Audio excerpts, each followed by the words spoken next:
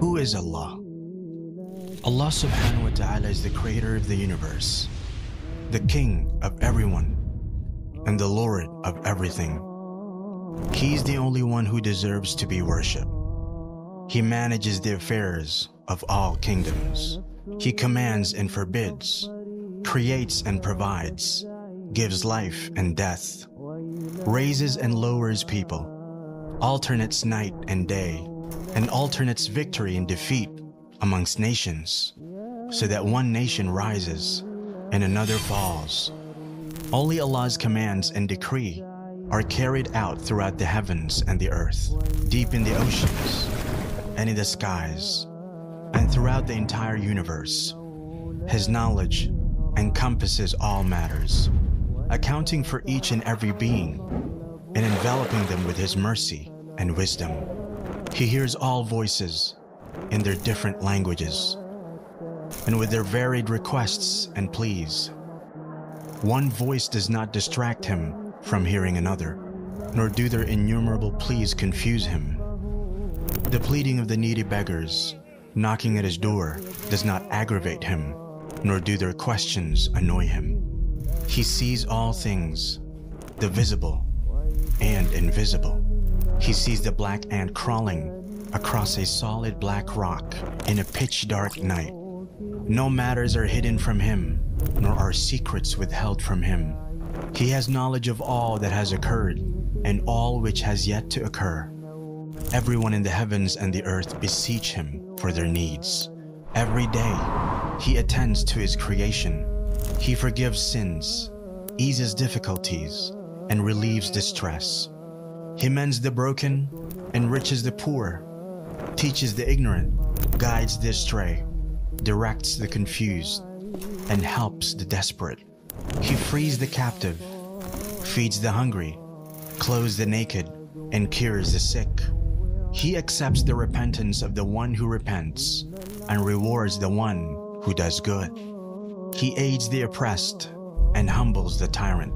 He conceals faults and calms fears. He does not sleep, nor sleep benefit Him. The deeds of the night ascend to Him before those of the day, and the deeds of the day before those of the night. Light is His veil.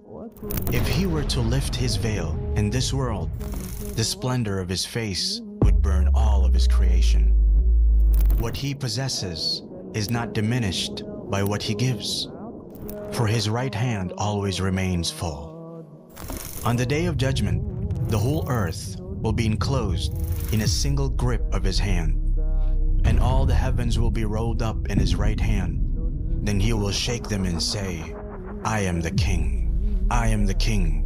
It is I who created the world out of nothingness, and I who will return it to how it was.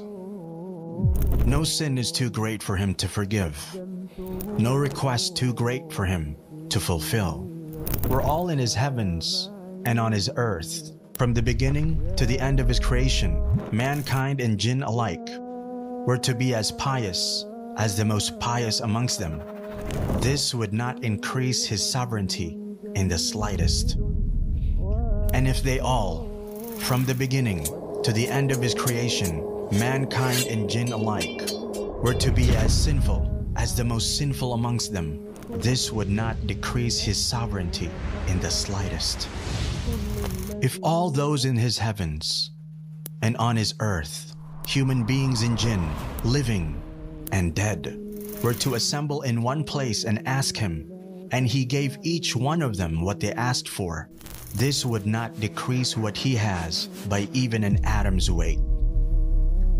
He is the first before whom there is nothing, the last after whom there is nothing. He is the Most High, and there is nothing above Him. The most near, and there is nothing closer than Him. He is the most blessed and exalted. He is the most worthy of being worshipped and remembered. He is the most deserving to be thanked and praised. He is the most compassionate of kings, the most generous of those who are asked, the most forgiving of those who have power, and the most just of those who take revenge.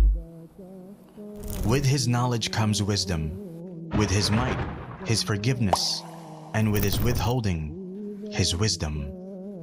None obeys him except by his permission. None sins except by his knowledge. When he's obeyed, he's appreciative. When disobeyed, he overlooks and forgives. His anger is always just. Every punishment from him is just, and every blessing from him is a favor. He is the closest witness and the nearest protector. He records the deeds and sets down the appointed times for all things. When he intends something to be, he only says it to be, and it is. He's the king who has no partner, the unique who has no rival, the perfect master who has no companion or child. He's the independent who has no helper. Everything will perish except his face. Every kingdom falls except his kingdom. Every grace except his has its limits. There is none like him.